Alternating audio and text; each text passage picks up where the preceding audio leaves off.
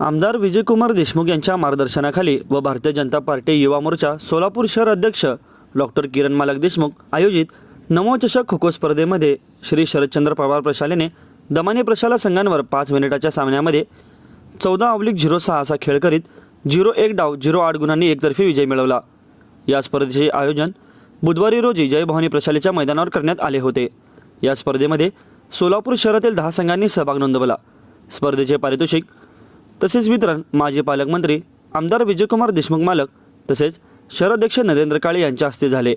यावेळी व्यासपीठावर भाजपचे शहर उत्तर विधानसभा प्रमुख राजकुमार पाटील, भाजप युवचे प्रदेश सचिव गणेश साखरे, भाजप युवचे सरचिटणीस पंकज काटकर, सिद्धार्थ मंजेली, श्रीनिवास दायमा, भाजप युवचे उपाध्यक्ष अजित गादेकर, विजय कुलथे, प्रेम भोगडे, शशी अन्नलदास, विशाल शिंदे, श्रीपाद घोडके यांची उपस्थिती होती।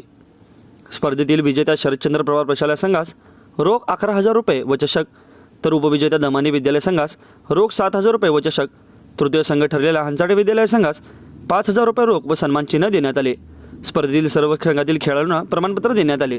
या बक्षीस समारंभाचे सूत्रसंचालन रवी कोटमाळे यांनी तर आभार प्रदर्शन खो खो राज्य पंच गोकुळ कांबळे यांनी केले।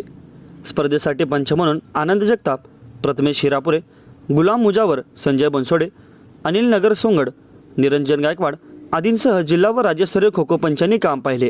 या स्पर्धेच्या यशस्वीतेसाठी अनिल कंदलगी, बाळू रात्तोलू, सुरेश भोसले, राजा राम शितोळे, श्रीराम बरगंडे व विविध शाळेचे क्रीडा शिक्षक यांनी परिश्रम घेतले।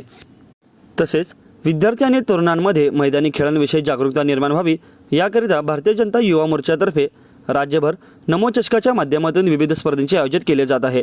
आगामी काळातही मोठ्या प्रमाणात खो खो स्पर्धेचे आयोजन करण्यात येणार असल्याची माहिती आमदार विजयकुमार देशमुख यांनी दिली।